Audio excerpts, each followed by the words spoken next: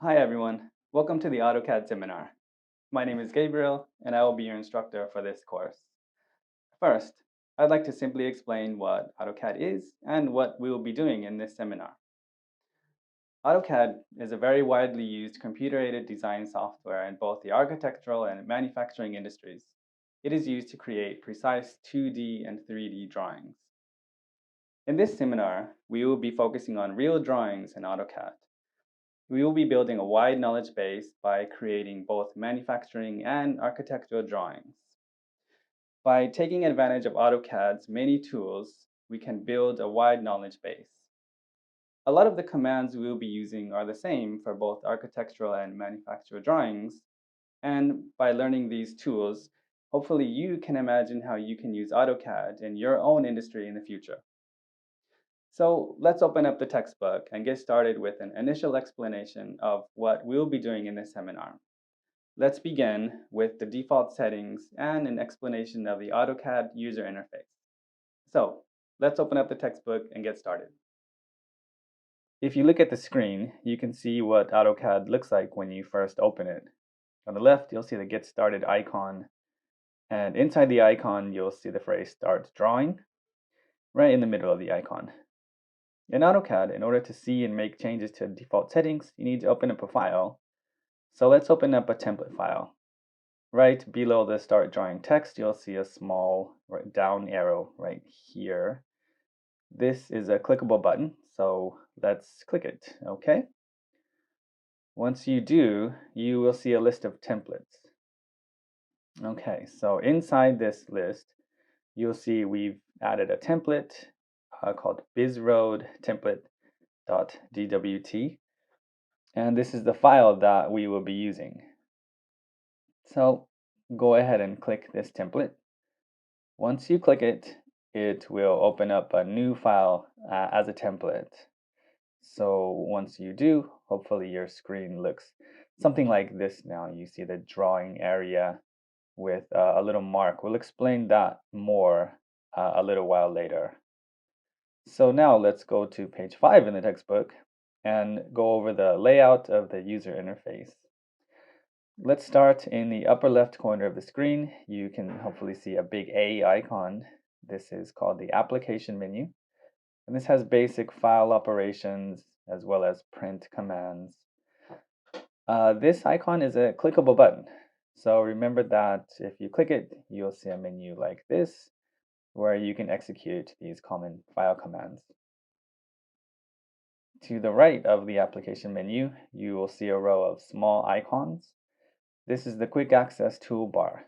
And here you'll see the most commonly used file commands lined up here as shortcuts. Just as in the application menu, actions like opening files, creating new files, and saving files, printing, etc., you can easily access using the quick access toolbar with one click. Below that, you will see the ribbon and the accompanying tabs right here. The ribbon is organized by tab, and each tab has groups of related commands that reflect common tasks in the drawing process. This organization gives you easy access to the most commonly used tasks you need, and you can easily switch to different groups of commands by clicking on the appropriate tab. Here we see the Home tab with the groups of tasks used to draw. Next to that, groups of tasks used to modify a drawing.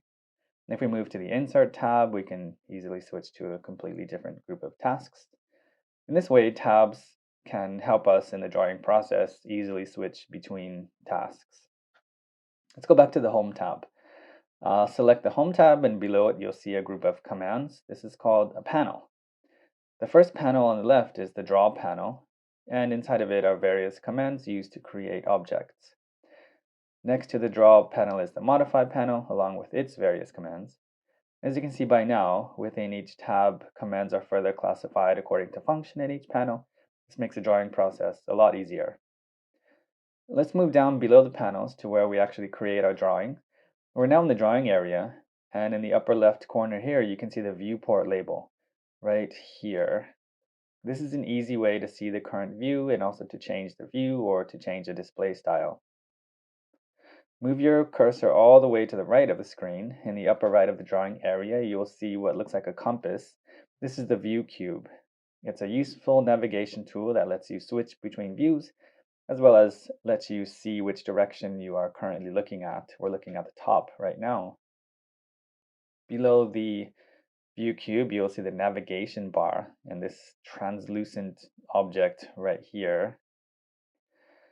We have different display options here, as well as tools that help us navigate around the screen. For example, zoom, we can pan, and everything in the navigation bar is executed by mouse click. And while we're at it, let's also take a look at the cursor itself. The mouse cursor in AutoCAD is a crosshair style cursor. It's shaped like a cross, and its size makes finding points on our drawing much easier. Now let's move down to the bottom left hand of the screen, and you will see a couple tabs. These tabs are the Model tab and the Layout tab.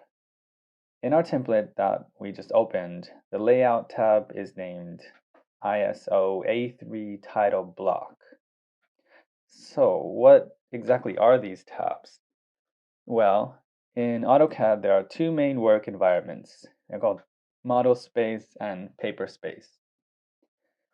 In model space, you work in a basically limitless drawing area.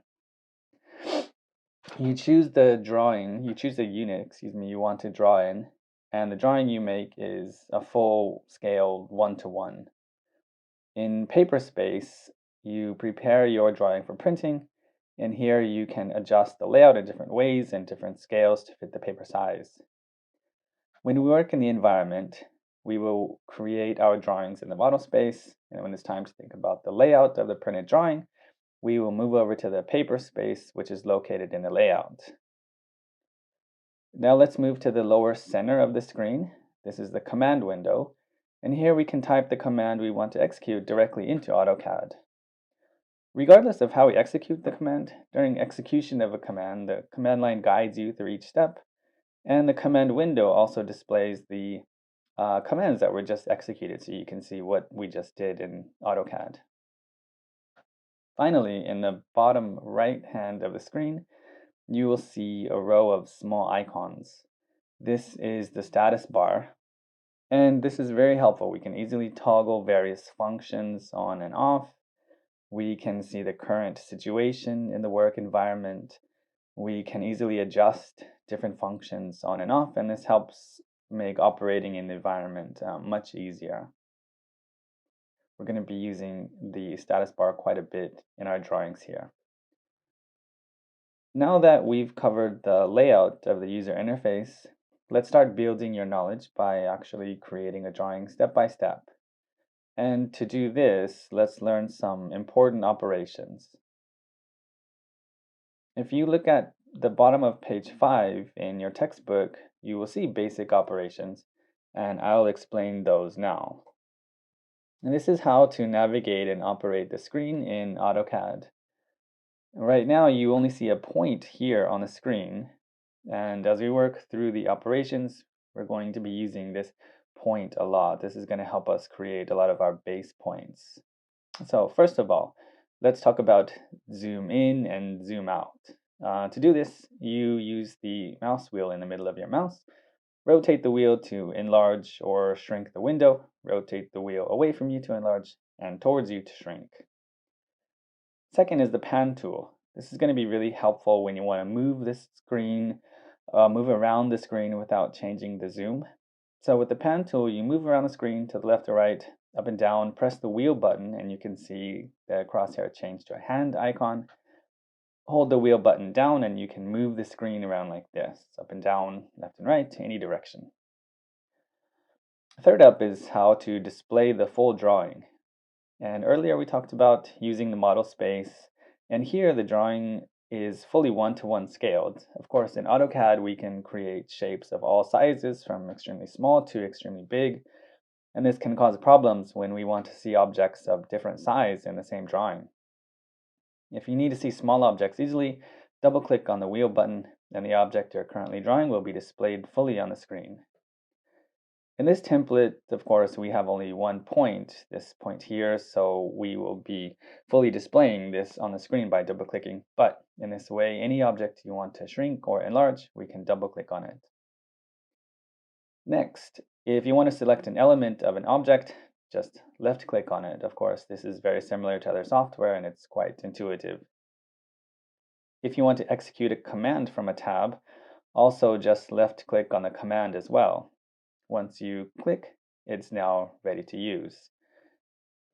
Next, when you want to call up the command options, just right-click in the drawing area and a menu will pop up.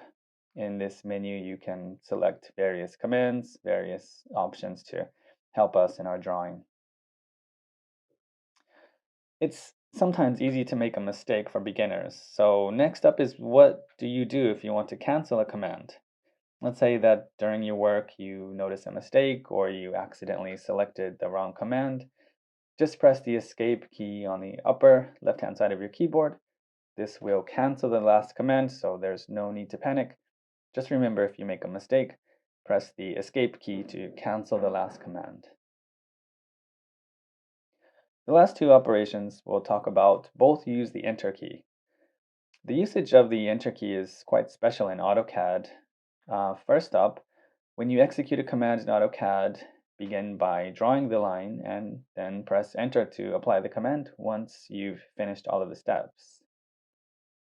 In addition to that, you can repeat the previously used command by using the Enter key as well.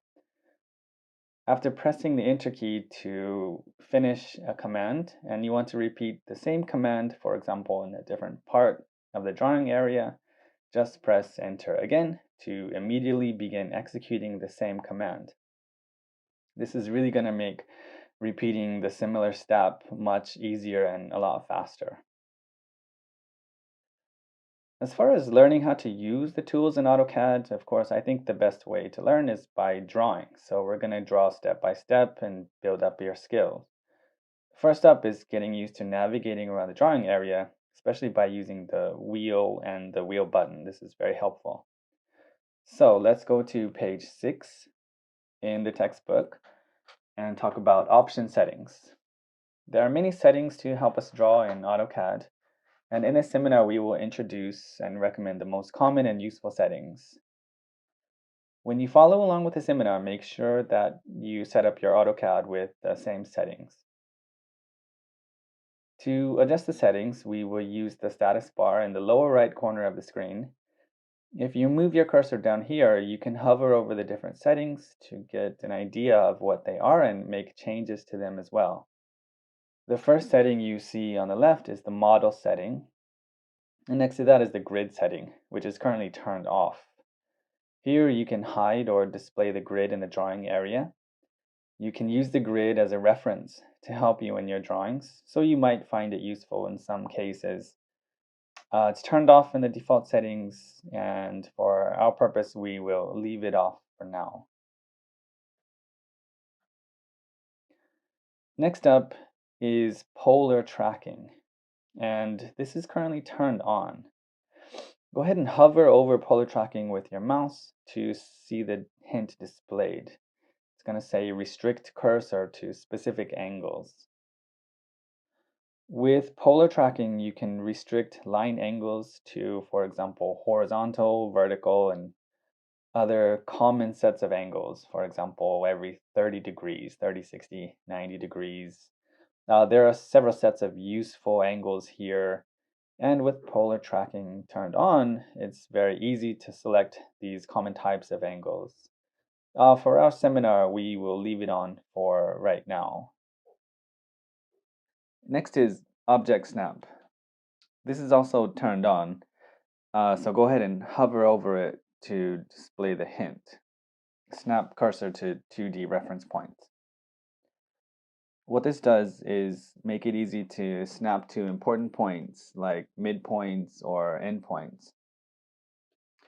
We want to adjust this one a bit, so next to the icon you'll see an arrow. Let's go ahead and click on the arrow and a menu will pop up. As you can see, when you click the arrow, you get a list of important drawing points like center, midpoint, etc. So let's look all the way down at the bottom. You'll see Object Snap Settings. Let's click here, and when you do, you'll bring up the Draft Settings pop-up box with more detailed Object Snap Settings. In this seminar, we will be choosing the Select All button all the way on the right to be able to easily snap to all points in our drawings. In your personal work, if you don't need to identify all these points, you can simply deselect any point you don't need. By doing so, that might help make it easier for you to identify only the points you need in your situation. However, in our seminar, we will choose Select All. So go ahead and make sure all the options are checked, and after that, click OK down at the bottom. So lastly, let's go back down to the status bar once more, and you will see a triangle-shaped icon with the hint, add scales to annotative objects when the annotation scale changes. And it's turned off in the default settings, so click this to turn it on. And this is actually a pretty cool function in AutoCAD. In the model space, you create your drawing in full 1-to-1 scale. After you've finished your drawing in the model space, you can use the paper space to adjust the scale and print it out. With this feature turned on, AutoCAD will automatically adjust the dimensions for you when it's time to print it out. It's turned off for now, so click to turn it on. So with that, that's it for the initial option settings. Now let's move on to page 8 in the textbook, and let's talk about layers. In the Home tab in the middle of the screen, you'll see the Layers panel. So exactly what are layers? Think of layers as transparent sheets where you can draw groups of similar objects, and these layers are placed on top of each other to create the final drawing. So, for example, dimensions can be a separate layer, construction lines can be a separate layer, solid lines can be a separate layer. What this does, it makes working with specific elements of your drawing much easier. And you can turn layers off to focus on a specific area of your drawing. But one point to remember is that layers in AutoCAD work a little bit differently from layers in some other software programs. In AutoCAD, all the layers are on the same level, as opposed to higher and lower level layers in many other software products. So let's get into this a little bit more. Let's discuss layer properties. Move your cursor on top of the layer properties icon to the left and click to display the Layer Properties Manager.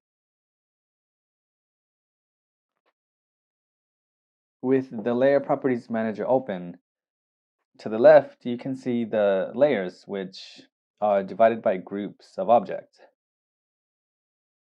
You can see which layer is used for things like dimensions, outlines, hatching, etc. The thing to remember is that these layers are divided by group. You can also see that each group has its own color, its own line type, its own line thickness, and you can adjust all of these properties here. You can also switch between layers and turn layers on and off using the light bulb icon, which makes drawing much easier. In this template, we've already adjusted the layer properties for our purposes. So let's close the properties box and click the X in the upper left. That will close the layer properties manager. So with that, that concludes our description of the default settings in AutoCAD and of the user interface. From now, we will actually start drawing in AutoCAD by drawing the handle part of our miniature jack. In the actual drawing part of the seminar, I will repeat the instructions twice.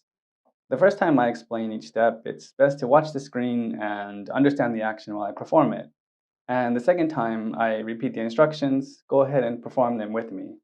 So first time, just listen and watch. Second time, please perform the steps on your own. Okay, let's get started with our first drawing.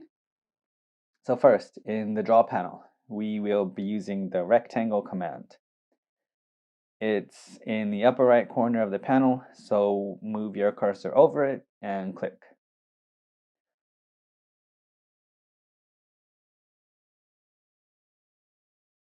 Once you do, move your cursor down to the drawing area, and next to the cursor, you will notice some helpful hints. To create a rectangle, we need 2 points, and the hint is telling us to select the first point for our rectangle. So for our base point this time, we will move down to our object that was created for us in the template we launched. So place your cursor over this reference point and click. Then move your cursor up and to the right, and you'll see that we've started to create a rectangle. Our hint is telling us to select the second point, and to the right of the hint, we see X and Y coordinates. The left box is the X coordinate, and the right box is the Y coordinate. For this drawing, we will choose an X coordinate of 60 millimeters and a Y coordinate of 5 millimeters. For our drawings in the seminar, by the way, we will be using millimeters as our unit. So our base point is at the origin. So our rectangle will be created with sides of 60 millimeters and 5 millimeters respectively. So how do you create the rectangle? As you can see, when you move the cursor, the X and Y values change, but we can define the X and Y values by entering them with our keyboard. So enter 60 for the X coordinate and use a tab key to move over to the Y coordinate. This will also cause a lock mark to be displayed in the X coordinate box right here. And this means that the X coordinate has been fixed to a value of 60. So continuing with the Y value, enter 5 on your keyboard and press tab again. You will see that the Y value has now been fixed to a value of 5 millimeters. Finally, press the enter key to apply the rectangle. And as you can see, we've now created a rectangle with sides of 60 and 5 millimeters. Okay, so everyone try to do this on your own. In the Draw panel's upper right corner, select Rectangle. And as the first point, select the reference point of the template by moving your cursor over there to that point and clicking. After that, move your mouse and you will see the dimensions appear. Enter 60, press Tab, enter 5, press Tab, and press the Enter key to apply the rectangle. If you follow the steps, you've just drawn a rectangle with sides of 60 and 5 millimeters. Okay, so now to the right of our rectangle, we're going to be doing basically the same command to draw a square. And this is going to be one of the end of our handles. With the mouse wheel, remember you can zoom in and zoom out and move the drawing area around with pan to make it easier to focus on where we want to draw. We will be repeating the same command as before to draw another rectangle here. So by executing the rectangle command again, this time we want to draw a 6 millimeter square. And we want to align this square with the center of the rectangle we just drew. Therefore, we're going to place our base of the square just below the edge of the rectangle. And let's move to page 11 in the textbook to see exactly how to do that. As for the base of our square, we're going to put it directly below the endpoint of the rectangle. So to do that, place your cursor over the lower left endpoint of the rectangle. No need to click, just place your cursor over the point. And once you do, AutoCAD will display the word endpoint. And you will see a small green square to let you know you've identified the rectangle's endpoint.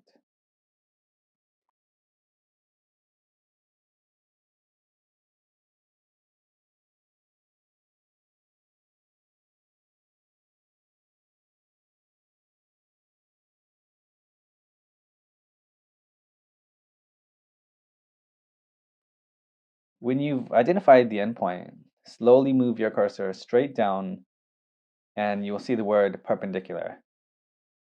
Next to perpendicular, you'll see a number, which tells you how far you've moved below the endpoint of the rectangle.